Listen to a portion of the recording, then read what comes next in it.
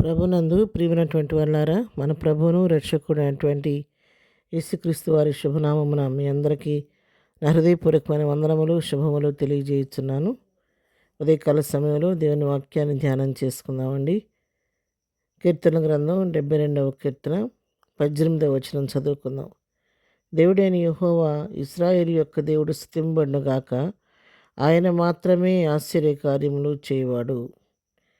ఈ కీర్తన భాగాన్ని సొలొమోను రాజు రాసిన కీర్తన. ఇది 72వ కీర్తన. సొలొమోను చెప్తున్నటువంటి మాటలు: ఇశ్రాయేలు యొక్క దేవుడు స్తుతింపబడునుగాక, ఆయన మాత్రమే ఆశ్చర్య కార్యములు చేయువాడు. సొలొమోను జీవితంలో ఎన్నో అద్భుతాలు, ఆశ్చర్యకార్యాలు ఆయన అనుభవించాడు. సొలొమోను దేవుని దగ్గర అడిగి పొందుకున్నటువంటి వ్యక్తి. సొలొమోను దేవుని జ్ఞానం ఏమని అడిగితే దేవుడి జ్ఞానంతో పాటు ఆయనకి ఆస్తి, అంతస్తు, ఐశ్వర్యం అన్నీ ఇచ్చాడు.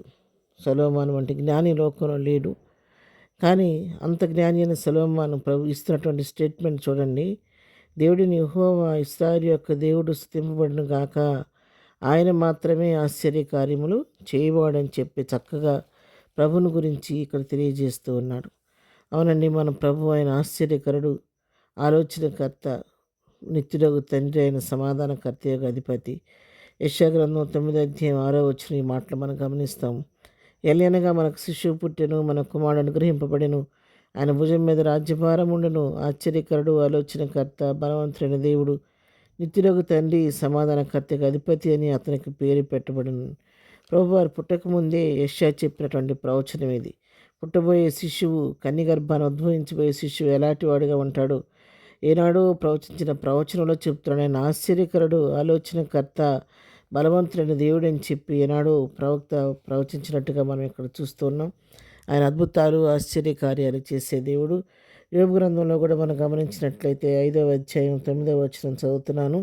ఆయన పరిశోధింపజాలని మహాకార్యములను, లెక్కలేని అద్భుత క్రియలను చేయవాడు. చూడండి, ఆయన పరిశోధింపజాలని మహాకార్యములను చేసే దేవుడు, లెక్కలేనని అద్భుత క్రియలను ఆయన చేసే దేవుడు అని చెప్పి ఇక్కడ యోబు గ్రంథంలో కూడా దేవుని వాక్యం రాయబడుతుంది. అదే యోబు గ్రంథంలో 9వ అధ్యాయం 10వ వచనం కూడా మనం గమనిస్తే, ఎవడునూ తెలుసుకోలేని మహత్తైన కార్యములను, లెక్కలేని అద్భుత క్రియలను ఆయన చేయుచున్నాడు. అసలు ఎవరు ఊహకు మించిన కార్యములు అనమాట. ఎవరూ తెలుసుకోలేని మహత్తైన కార్యములను, లెక్కలేని అద్భుత క్రియలను ఆయన చేయుచున్నాడు అని చెప్పి కూడా ఇక్కడ భక్తుడు మనకి తెలియజేస్తూ ఉన్నాడు. కాబట్టి దేవుడు ఆయన గొప్ప దేవుడు, ఆశ్చర్యకారాలు, ఆలోచనకర్త, ఆశ్చర్యకరుడు, ఆలోచనకర్త. కాబట్టి ఊహకు మించినటువంటి ఎన్నో అద్భుతాలు, ఆశ్చర్యకారాలు ఆయన చేసే దేవుడు. నిర్గమాకాండం 15వ అధ్యాయంలో మనం చూస్తే 11వ వచనం గమనించినట్లయితే, మరి ఇక్కడ మోషే చెప్తున్నాడు, యెహోవా వేలుపులలో నీ వంటి వాడెవడు? పరిశుద్ధతను బట్టి నువ్వు మహనీయుడవు, స్తుతి కీర్తనలను బట్టి పూజ్యుడవు, అద్భుతములు చేయవాడవు, నీ వంటి వాడెవడు? ఇక్కడ భక్తుడు చెప్తున్నాడు, అసలు వేల్పురలో నీ వంటి వాడు ఇంకొకడు లేడయ్యా. పరిశుద్ధతను బట్టి గమనిస్తే నువ్వు ఒక్కడే మహనీయుడువు, స్తుతి కీర్తనలను బట్టి ఒక్కడే పూజ్యుడు, అద్భుతములు చేయవాడు నీ ఒక్కడవేనయ్యా.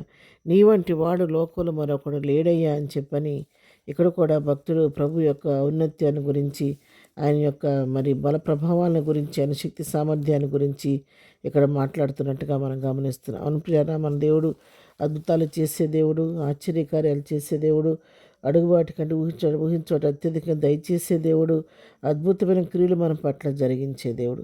దానియేలు గ్రంథంలో దానియేలు కూడా చెప్తున్నాడు. దానియేలు గ్రంథం 4వ అధ్యాయం 2-3 వచనాలు మనం చదువుకున్నట్లయితే, మహోన్నతుడగు దేవుడు నా ఎడల చేసిన అద్భుతములను, సూచక్రియలను మీకు తెలియజేయటకు నాకు మనస్సు కలిగెను. ఆయన సూచక్రియలు ఎంతో బ్రహ్మాండమైనవి, ఆయన అద్భుతములు ఎంతో ఘనమైనవి. ఆయన రాజ్యము శాశ్వత రాజ్యము, ఆయన ఆధిపత్యము తరతరములు నిలుచుచున్నది. ఇక్కడ భక్తుడు చెప్తున్నాడు, ఆయన సూచక్రియలు అసలు ఎంతో బ్రహ్మాండమైన క్రియలు చేసే దేవుడు. ఆయన అద్భుతాలు, ఎంతో ఘనమైన కార్యాలు మన పట్ల చేసేది. ఆయన రాజ్యం కూడా శాశ్వత రాజ్యం అని ఇక్కడ కూడా భక్తుడు తెలియజేస్తున్నాడు. అవును, మనం సేవిస్తున్న దేవుడు ఆయన అద్భుతకరుడు, ఆలోచనకర్త, సమాధానకర్త, అధిపతి. ఆయన అడుగువాటి కంటే ఊహించోడు అత్యధిక దయచో శక్తి కలిగిన దేవుడు, ఊహకు మించిన కార్యాలు నా యొక్క జీవితంలో, నీ జీవితంలో చేసే దేవుడు. కాబట్టి ఇంత గొప్ప దేవుని సన్నిధిలో మనం ఉన్నాం కాబట్టి మనం దేనికి భయపడవలసిన పని లేదు. ప్రియులారా, ఈ ఉదయకాలం వాక్యం వింటున్నట్టు మీరు ఏ స్థితిలో ఉండి వాక్యం విన్నప్పటికి కూడా వాక్యం ఈ దినం మనతో మాట్లాడుతుంది. నువ్వు ఏ స్థితిలో ఉన్నా కూడా నీ పరిస్థితికి ఆయన చాలిన దేవుడు కాబట్టి ప్రభువా, నువ్వు అద్భుత కార్యాలు చేసే దేవుడు, ఆశ్చర్యకార్యాలు చేసే దేవుడు.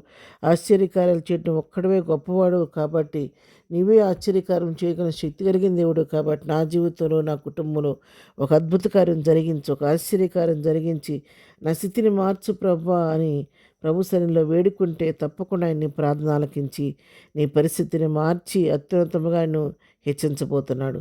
అటు విధంగా ప్రభు యొక్క కృపాసనం చేరి మన పరిస్థితిని బట్టి ప్రభు సన్నిధిలో ప్రార్థించుకొని ప్రభు సహాయంతో ఆశ్చర్యకరుడైన ఆయన చేసే అద్భుతాలు మన జీవితం అనుభవిస్తూ ప్రభు కృపలో ముందుకు సాగిపోదాం. అలాంటి కృపా ధన్యత ప్రభు మనకందరికీ దయచేయను గాక. ఆమేన్. ప్రార్థన చేసుకుందాం. ప్రేమగలిగిన తండ్రి, పరిశుద్ధుడైన మా ప్రియ ప్రభా, నీ పాదముల కొందనాలు, అద్భుతకరుడ, ఆలోచనకర్త, ఆశ్చర్యకార్యములను చేసే దేవా నీకు స్తోత్రాలు. ఈ ఉదయకాల సమయంలో మా పిల్లలందరి పక్షంగా నీ సన్నిధికి వస్తున్నాను తండ్రి. దిన వాక్యం బిడ్డలందరినీ పేరు పేరుని దీవించండి, ఆశీర్వదించండి. ఎవరు ఏ సమస్యతో ఉండి ఏ పరిస్థితిలో ఉండి ప్రార్థిస్తున్నప్పటికీ వారి మొర ఆలకించండి ప్రభా. వారి కన్నీటిని తొడవండి నాయన ప్రభా. వారి పక్షంగా మీరు వ్యాజ్యమాడి ప్రభా, మీరే వారి పక్షంగా కార్యం చేసి ఒక ఆశ్చర్యకారి వారి జీవితాల్లో జరిగించి వారి నోటిని నవ్వు కలుగు చేయండి. ఈ దినమంతట్లో వారి వీళ్ళ మార్గాల్లో నీ కాపుదల దయచేయని, చేయి పన్నన్నింటిలో నీ కృప తోడుగుంచి నీ సన్నిధి వారికి తోడుగా ఉంచి నీ కృపలో భద్రపరచండి. జనదేవులతో నింపి నడిపించమని యేసు పరిశుద్ధ నామంలో ప్రార్థించడిగి పొందుకొని ఉన్నాము తండ్రి. ఆమెన్. ప్రభు కృప సదాకాలం మనందరికీ తోడై ఉండి నడిపించును గాక. ఆమెన్.